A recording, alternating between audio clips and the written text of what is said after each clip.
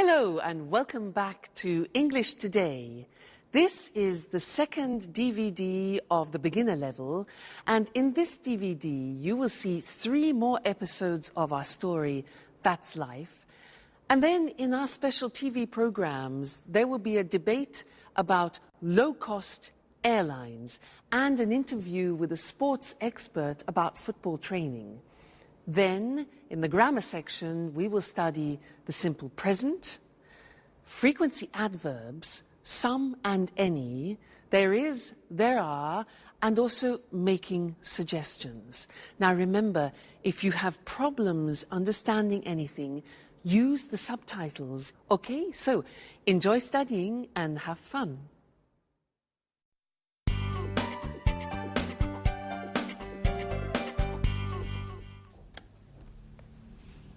Hello, Anne. Oh, it's you, Peter.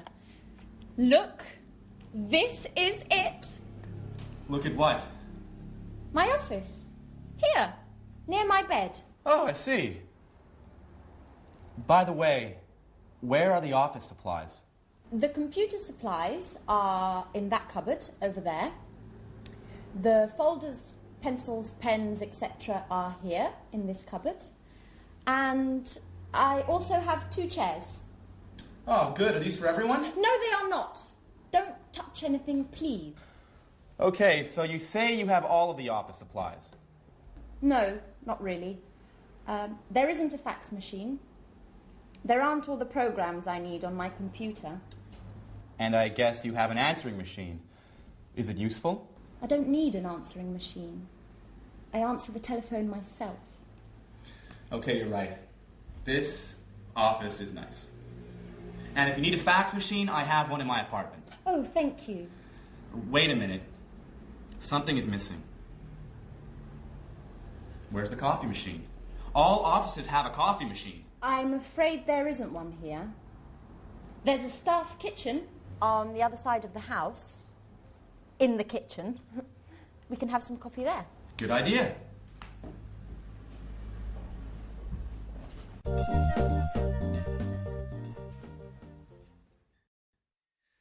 Hello and welcome back to English Today.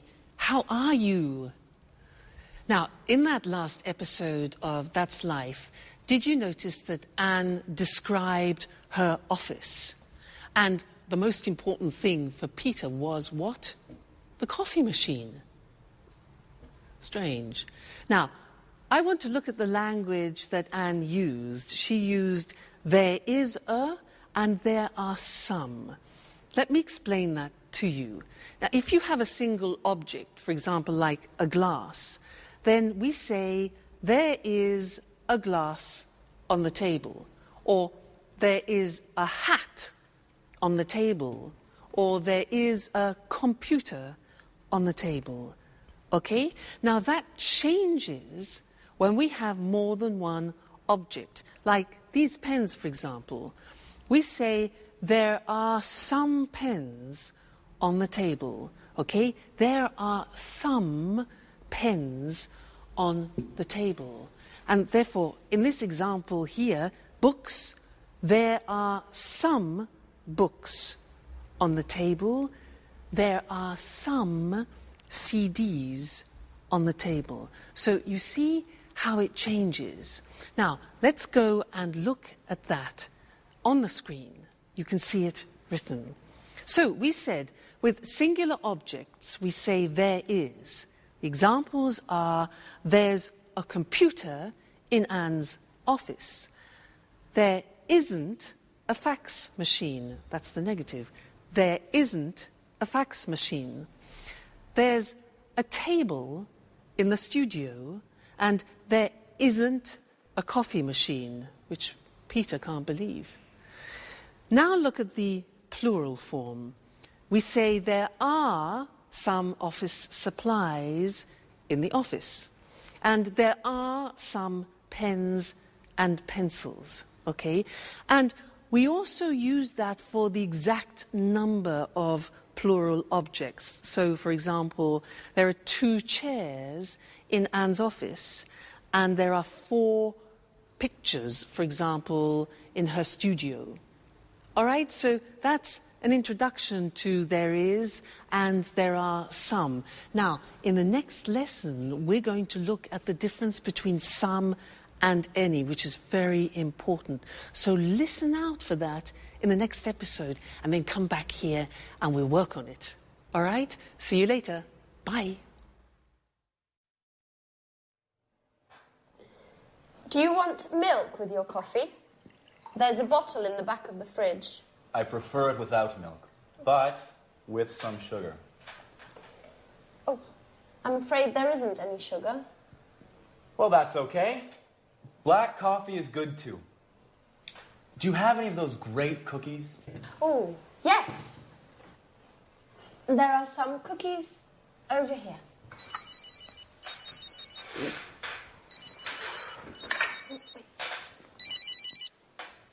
Peter speaking. What? An audition? No, not at all. I'm free. Great. Bye. Well, finally, an audition. Wonderful. When? Next Monday at the Opera Theater. These cookies are fantastic. Are there any more? There are some more in the box. Thank you. Bye, Anne. Time for music. Hey! Take your dirty napkin away from my kitchen.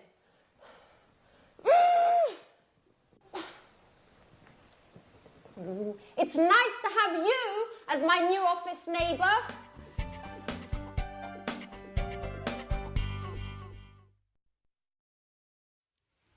Hi again. Anne's a bit difficult, isn't she? Yeah. Now, this is a lesson about some and any. Remember, Peter said, "Can I have some coffee and some biscuits?" Well, I want to talk to you about that right now. Now, in order to understand some and any, we have to understand the difference between countable objects and uncountable objects. So, these things here are ingredients to make a wonderful English lemon cake. Let's divide them into countable objects and uncountable objects. Let's start with these. Now, these are lemons. Countable means you can count them. Uncountable means you can't count them. Can you count these? Yeah, 1, 2. So, these are countable. So, there are some lemons. Now, what about these? These are nuts. Can you count these? Yeah, 1, 2, 3, etc. So they are also countable. So we say there are some nuts on the table. Now, what about this? This is marmalade. Now, can you count marmalade? Well, you can count the container, but not the marmalade inside. So this is uncountable, and we say in English, there is some marmalade. It's a singular verb. So we put it here, it's uncountable. Okay? Now, let's look at this. What's this? This is salt. Salt. Now, is this countable or uncountable for you? Countable or uncountable? Well, it is very difficult to count all the little bits of salt. So this is uncountable. We put it here, all right? Now, next thing, these two. Eggs. Countable, uncountable, 1, 2, countable. There are some eggs. This here is spices. Spices. Now, these you can count. So we say there are some spices. What about this? Milk. You can count the bottle, but can you count the liquid? No. So all liquids are uncountable, and we say there is some milk. There is some milk. So singular verb. Put that there. Now, what have we got here? Butter. Butter. Can we count that? Well, we can count a packet, yes, but the butter inside?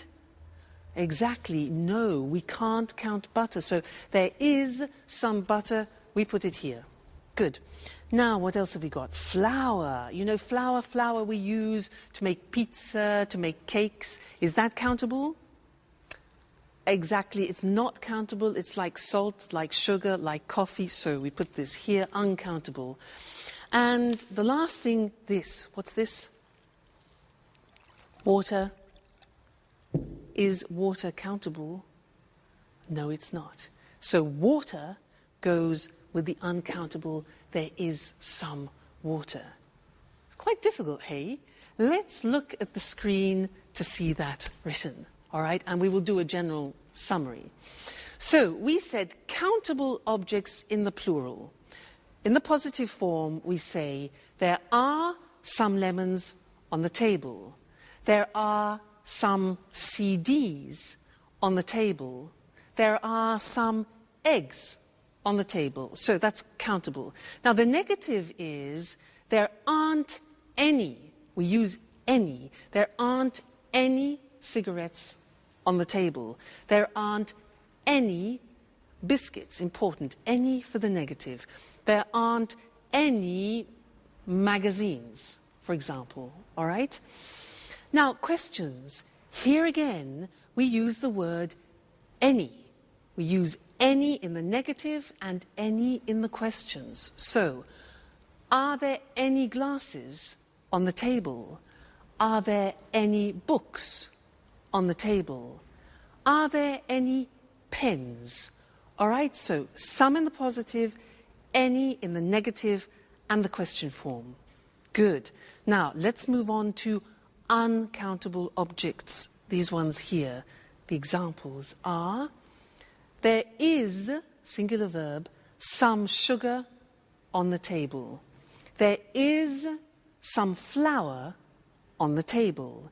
There is some water on the table. Okay? Negative, again, we use any. We say there isn't any bread on the table. There isn't any wine, a liquid, on the table. There isn't any chocolate on the table. All right? Questions? Again, with the singular verb and any. Is there any money on the table? Is there any pasta? Unfortunately not. And is there any beer? Okay? Now, I want to add one more thing to this lesson, and it's the words this, that, these, those. Let me explain. With one object, you say this CD when it's close to you. This CD. But when it's distant from you, far away, you say that CD. This, that. All right? We hear this very often. Let me take two. Plural. Now we say these CDs. When they're far from you, we say those CDs. Okay? So these, those, one, this, that. Let's see that on the screen. So, this book, plural, these books when they're close to you, and that chair, for example, and those chairs when they're distant from you. That's a big lesson, hey? There's a lot to remember. So we have some and any, countable and uncountable, this, that, these, those. Whew! You have a lot to do at home to study there. Anyway, no problem, because you're great students. So we'll meet again in the studio very soon for some more English. Take care. Bye for now.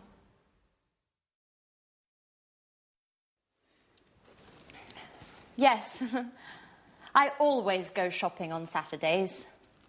The first thing I do on Saturday is drive to the supermarket. I sometimes go shopping on Saturdays, but usually I sleep late.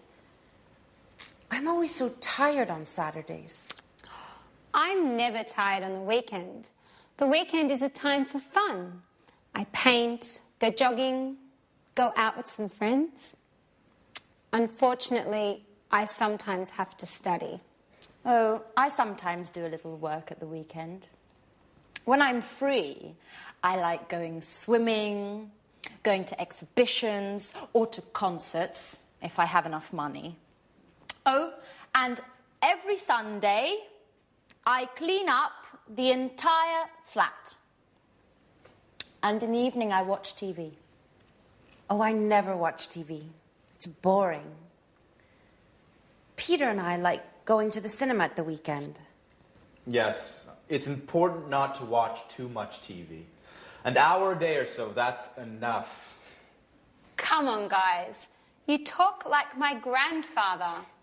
Work, TV, housework on the weekends. Life is more. I want you to take me to places where young people have fun. Great. Get ready, Grandpa.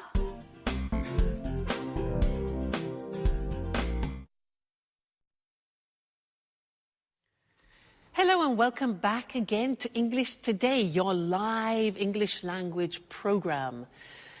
Now, did you notice how Anne said that she loves going to concerts and exhibitions, but she doesn't have enough money? Now, this word enough, it's written E-N-O-U-G-H. The pronunciation is enough. What does it mean? Let me show you. I have a ticket here for a concert, okay? This is 45 euro. 45 euro. Now, I have 40 euro here. 40 euro, 45 euro for the ticket. It isn't enough. It means it's less. It's not sufficient. It isn't enough. No ticket, no concert. So, happens. Like Anne, poor Anne, not enough money. Now, another example. You ask me, can I have a glass of water? And I say, sure. So, here you are. You say, what? Excuse me, it's not enough. Not enough, it's not sufficient. Oh, I say, okay, fine. So, glass of water, here we go. And you say, oh, it's too much. Too much. Now, that is the opposite. When something is in excess, it's too much. Let's go back to the ticket. For example, imagine that the theatre ticket has a discount. Now it only costs 30 euro. 30 euro. I've got 40 euro, which is too much. In excess, too much. But that's great. That's not a problem. That's great. I can go to the concert. Okay? So, that's enough, too much. Now, one more word. It's a small word, and it's so. When do we use so? If I say to you, you are so intelligent, that describes an emphasis. You are so intelligent. You could also say, the glass is so full. Okay? So is to express an emphasis of something. So, we've studied enough, too much, and so. Let's look at those on the screen now to help you, okay?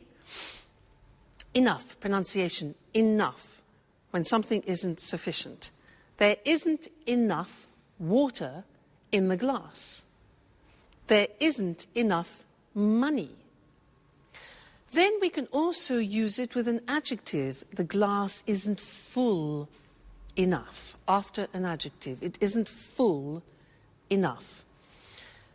let's move on to too when we talk about something in excess.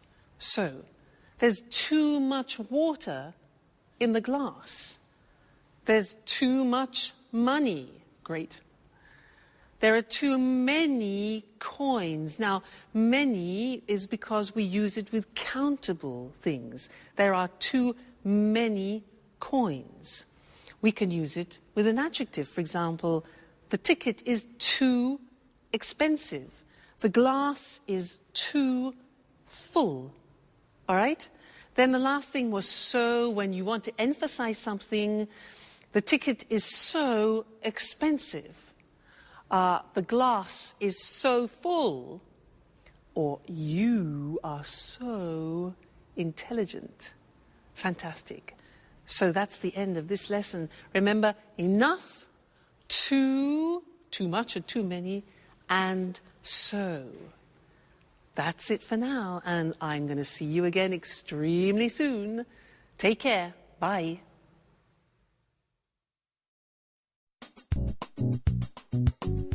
Work is so hard, guys. I wake up at 6:30 every day, have breakfast, and take the train to work. Every day. I know. I get up at 7, but I have a friend at work who usually gets up at 6. Why? That's too early. It takes him an hour to drive to work. Wow, that's a long drive. Yes. But he lives in the country. I think he's lucky. Every weekend he can go for walks in the woods, not in traffic jams. I guess that's pretty nice. He lives in the countryside, but works in the city. A pretty nice combination. What about you, Sharon? What time do you wake up? I usually get up at about 9 o'clock, but I live in the city. It's easy to get to work. Yes, but you get home very late. Often 6:30 or 7. You know, I sometimes have 5 or 6 groups of tourists a day. You work too much, my dear. And you sing too much, Peter.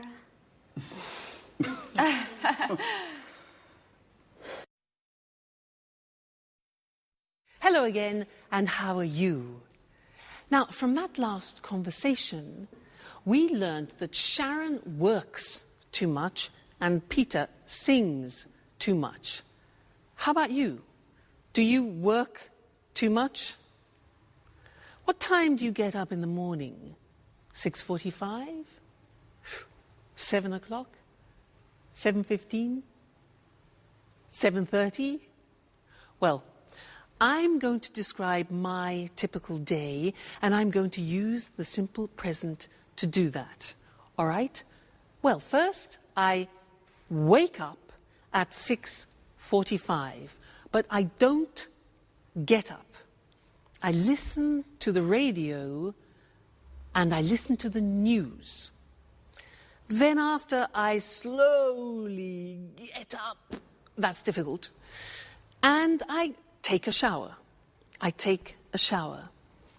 get dressed, and then I go for a walk with Suki. Then we have breakfast together. She has dog biscuits, and I have toast, marmalade, and butter. Then I go to work on my scooter. Now, my boyfriend has a different day because he goes to work at 8 o'clock at night.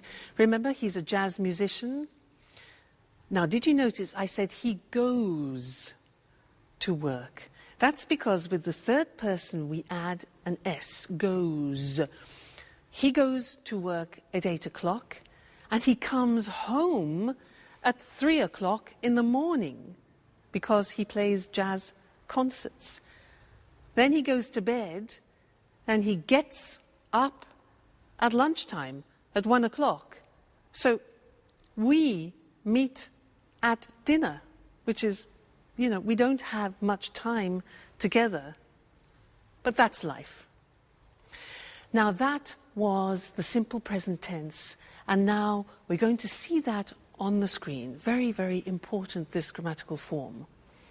So, I work, you work, he, she, it works, she works, it works, we work, you work, they work. Now, very often you forget to put the S on the third person, so I have another teaching assistant who will help you to remember. Mr. Snakes. He is here to help you remember to put the S on the third person. So listen. I work at home. You work every day. He works at night. She works in an office. It works all week. We work together. You work full time. They work at weekends. So remember, it's not difficult, the simple present in English. I work, you work, he works, she works, it works. Don't forget, Mr. Snake, don't forget the S, the third person. All right? Good. Now, listen to the next episode and try and pick out words like often, sometimes, occasionally, because we're going to study those next. All right? Go and have some fun. Bye. Alice, I bet you don't wake up at 6 o'clock every day. Tell us something about your typical day at university. Well, I sometimes have classes in the morning, but I usually have classes in the afternoon. On Mondays, I always attend lectures in the morning. And where do you study? I usually study in the library, but I sometimes study at home too, when I don't have classes in the morning. My friend David also studies at your university. Do you remember him? David Leary? Yes, I occasionally see him in the library, and sometimes in the park. In the park? Doing what? He likes studying there. He takes his books, finds a nice park bench, and reads there. Not a bad idea. You can study and enjoy nature at the same time. Yes, I like the park too. Unfortunately, I often need books that are in the library. And what about lunch? Do you usually make sandwiches and take them with you? Oh no, I hate cooking. I usually have lunch in the cafeteria with friends. Oh, I do just the opposite. I usually cook lunch at home. I seldom have a quick lunch at coffee shops. Okay, guys. Stop with this boring talk. What about fun? Do any of you do anything besides working and studying? It's Friday, remember? You're right, Jack. I'm so happy it's Friday. Me too. It's weekend time. Time for shopping.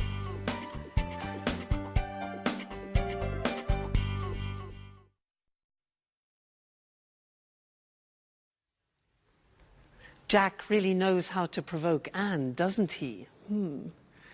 Did you notice those words? Sometimes, always, occasionally? Because we're going to study those now. And in English, they're called the frequency adverbs. And we usually use them with the simple present tense.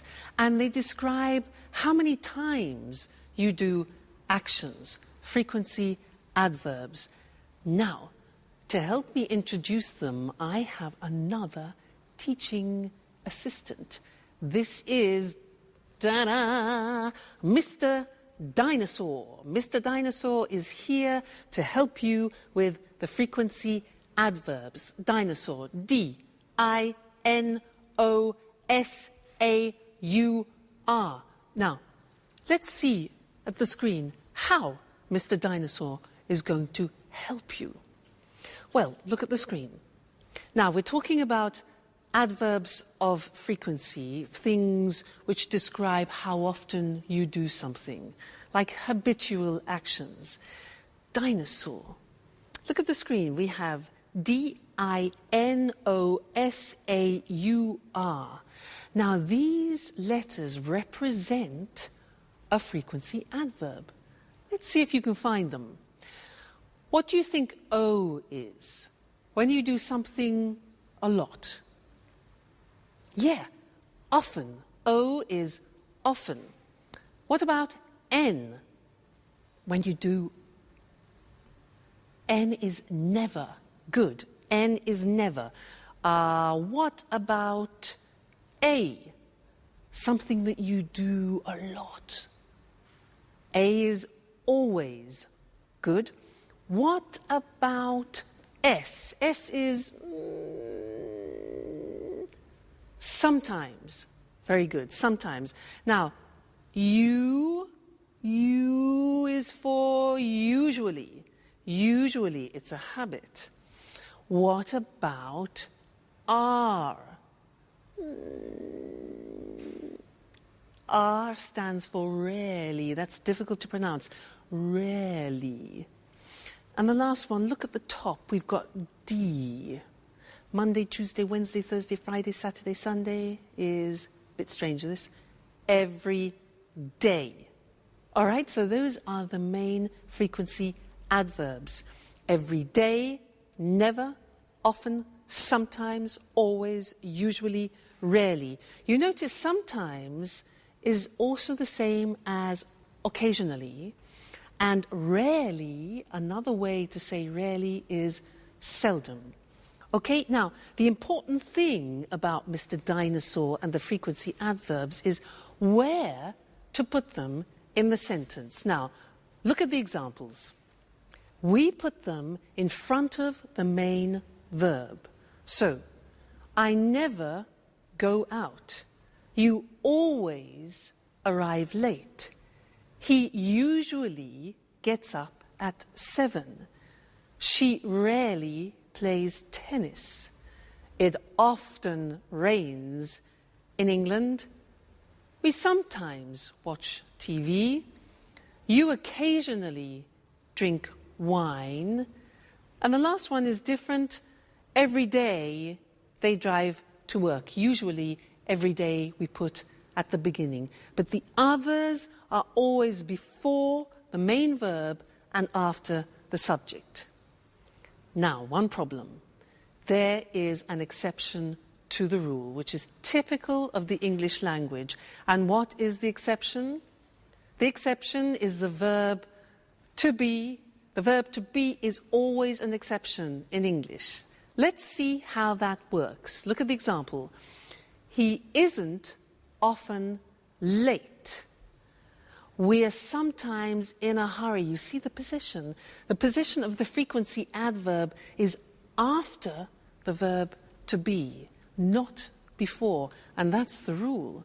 So he isn't often late. We're sometimes in a hurry. They're never at home.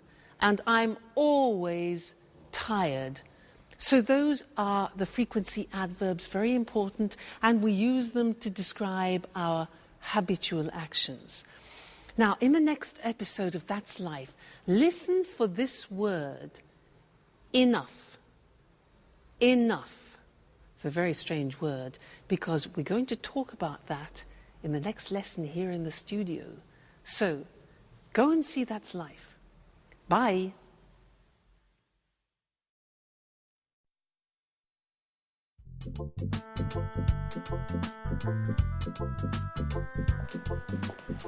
May I ask you a question, Alice? Sure, ask any question you like. I'm an open book. Do you have a boyfriend? Well, I go out with some boys, but that's nothing serious. According to my birth chart, I need some Taurians. But that's not easy now that Saturn is in Leo.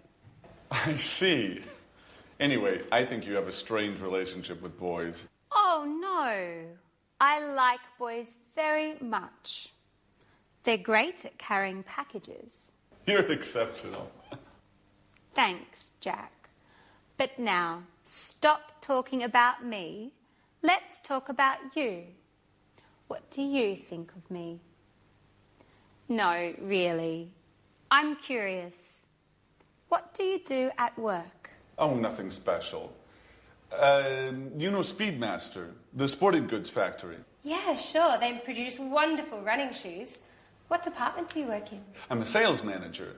Last month they gave me a promotion, and now I'm responsible for Southern Europe. That's why I moved here. Wow, that's really interesting. You must be very good at work. What exactly do you do? Oh, basically, I look for new clients and keep them informed about new product lines and take care of their requests. What kind of requests do they have? Oh, they often ask questions about new models and prices. What do you do if they want a discount? Well, basically, I don't get mad. I listen to them and then I tell them no. Well, seriously speaking, it depends. Each client is different. If they're important, I try to make an agreement with them. Hi, Anne. Hi, Sharon.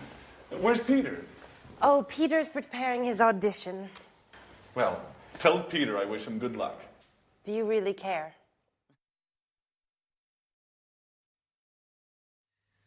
Hello and welcome back to English Today for some more live English. Now, Jack, does he really care for Sharon? I think he does. Let's ask Mr. Monkey. Mr. Monkey, does Jack really care for Sharon? Mr. Monkey. Yes, he agrees, he cares. Now, in that episode, there were a lot of questions, and I want to practice that with you now. And to do that, we are going to have a quiz. I am going to change profession. I am no longer an English teacher. I have a different job. I will ask 10 questions. I will give the answers, and you must guess my new job. Now, if you guess it correctly, I will play a flight for you to go to London for a romantic weekend. How about that? Flight to London? So 10 questions. Listen carefully. Number 1. Do I work in an office?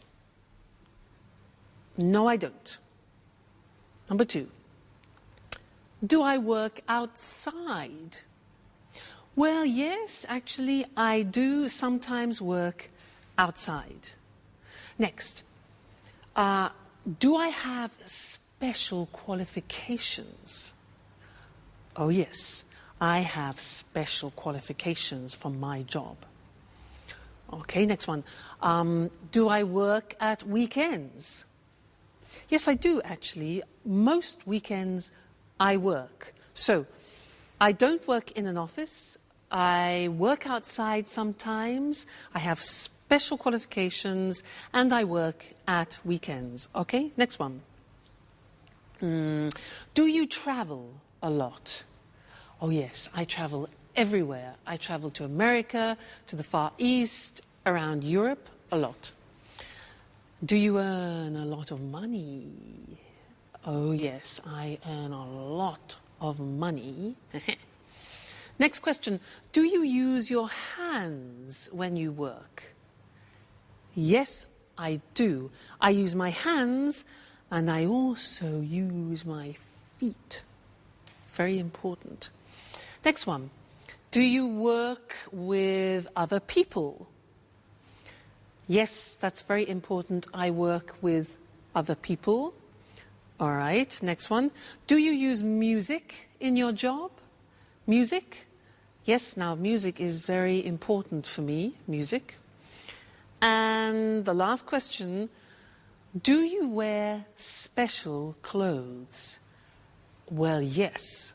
For my job, I have special clothes, I have special shoes, particular shoes, and I do my hair in a special way. So, I use my hands and my feet. I work with other people, I use music, I earn a lot of money, I wear special clothes, and I travel a lot. So what's my job? No. Nope. Nope. It's difficult. Shall I tell you? I'm a prima ballerina. I won, you lost. No London, no flight to London. Next time, there'll be another quiz. All right, good.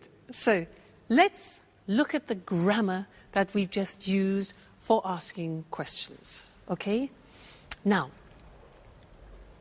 we have the question form with the question word like when, the auxiliary, do, I, the subject, and then arrive, which is the verb. So, when do I arrive? Okay, that's a typical question in the simple present. Look at the next one. What do you do at work? What do you do? Next one now, this is important, and we need Mr. Snake, because it's who does he work with? Remember, does, third person, the S, do becomes does. So who does he work with? Next one, why does she study? Third person. How much does it cost? Again, third person, it. When do we leave? Where do we live? And how do they speak English? Okay, so remember, third person does is the auxiliary plus the infinitive. All right, so those are the English question forms. Now, in the next episode, listen out for the negative form, and then we'll study that together. Okay, so have fun studying, and I'll see you again very soon. Bye.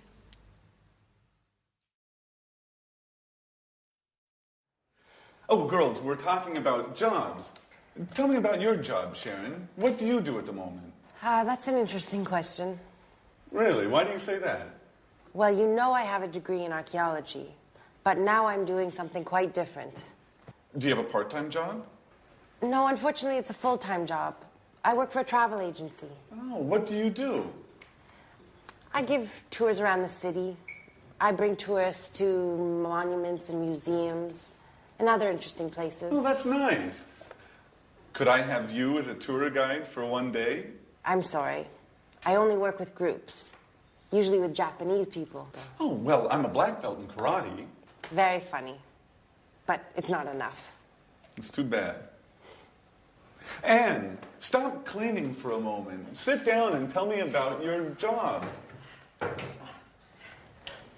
Okay. I work in a publishing company. Oh, so you work with famous writers? Not exactly. I don't work with the writers. I just read their proofs and correct them before printing. By the way, do you know Paul Taylor? He works with you, right? Yes, but we don't work in the same department. He works in the advertising department. But we are good friends. Every weekend we play tennis together. Play tennis? I'm jealous. Do you play tennis too? Do you want to play with us? Well, just joking. I don't play tennis that well. Only karate.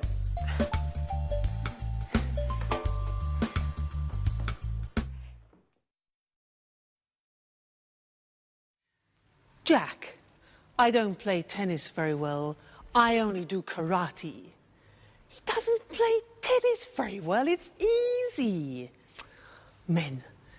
Now, anyway, it was a good example of the negative of the simple present tense. I don't play tennis very well. Now, I'm going to tell you my typical day again, but in the negative, and listen to the grammatical form, okay? I don't wake up at 6:45. I don't get up after. I don't listen to the radio. Now, don't is do not abbreviated, okay? I don't take a shower. I don't have breakfast with Suki. And I don't have dog biscuits. Now think of my boyfriend. Let's go into the third person. My boyfriend doesn't go to work at 8 o'clock at night. He doesn't play the saxophone. He plays the double bass. Now, doesn't is does not contracted. Doesn't, okay? Plus the infinitive. So he doesn't play, let's say, at 1 o'clock in the morning. He doesn't come home at 7 o'clock in the evening. So you see, these are examples of the negative form. And now we need to go and look at the screen because we need to see how that works in comparison to the positive form. All right? Great. Now, look at the examples. I don't teach on Sundays. Do not becomes don't. I don't teach on Sundays.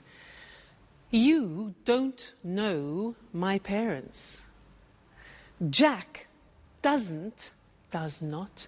Jack doesn't play tennis well. Alice doesn't have a boyfriend.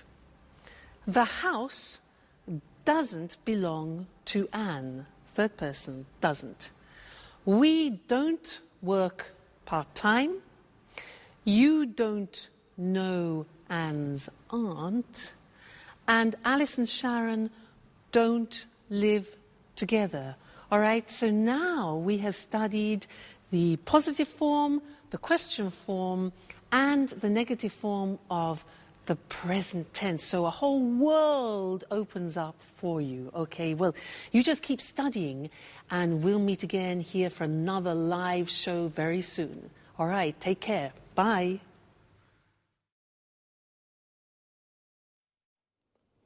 Good evening from Eric Brown. Welcome to another edition of Let's Talk. With me here in the studio are Marie and Tom. Hello, Marie. Hello, Tom. Hello, Eric. Well, today, let's talk.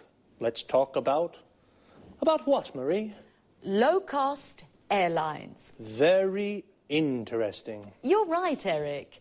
You know, there are 90 low-cost airlines in Europe today. Really? So many? Yes, that's right. 90. Lots of people fly with low-cost airlines. Of course. It's very cheap to fly with these airlines. It's not always cheap, Marie. It's cheap to fly midweek on Tuesday, Wednesday or Thursday, but it's not cheap to fly at weekends on Saturday or Sunday. But are the planes safe? Yes, the planes are usually new, so they are safe. That's good. It's important to fly in safe planes. And what about the tickets? Is it easy to find them? Yes, it's very easy. I usually buy my tickets online with my credit card. Well, I travel a lot. Really? You're a real expert on low-cost airlines, Marie, aren't you? Yes, I am. My boyfriend lives in Berlin. Oh, and how often do you visit him? I go to see him twice a month. Oh, I see. And are the flights on time? Yes, they're usually on time. I leave work at 5:30 in the afternoon and arrive at the airport at 6. Perfect for the check-in. That's very convenient. You're lucky, Marie. Usually low-cost flights leave from airports a long way from the city. What time's your flight? At 7 o'clock. You're really lucky, Marie. Usually low-cost flights leave late at night or early in the morning when it's not convenient. Yes, that's true. And yes, I am very lucky. Is there any food on the plane? Yes. Passengers buy drinks and snacks. Remember, the drinks and snacks aren't free. You have to pay even for a glass of water. That's true, but it doesn't matter. I arrive in Berlin at 8:30, just in time for a pizza with my boyfriend at Bella Napoli. A very good pizzeria, the best one in Berlin. Oh, that's great, but for us, it's time to say goodbye. Okay, low-cost airlines. Today, there are many low-cost airlines throughout Europe. They are very easy to use, and they are cheap. And the planes are safe, and they are usually on time. Very interesting, very, very interesting. Thank you, Marie. Thank you. And thank you, Tom. Thank you. And goodbye. And see you again soon on another edition of Let's Talk. Well, low-cost airlines really make traveling easy. For many people, flying is very simple, like taking a bus. Now let's take a look at some very useful vocabulary and expressions you just heard. The check-in is the place where you show your passport and leave your luggage. In English, it is also a verb. We say, I check in at 7, or where's the check-in for Berlin? When we talk about cheap prices, we mean it doesn't cost very much, and expensive means it costs a lot. My ticket to Berlin is 600 euros. It's expensive. Your ticket is 100 euros. It's cheap. Her ticket is 30 euros. That's very cheap. To say what airline we use, we say fly with, followed by the name of the airline. I fly with Air Liverpool, or the type of airline. I fly with low-cost airlines. And what about when you want to ask if the plane is late? We can say, are the flights on time? If the flight is at 7 and it goes at 7, it is on time.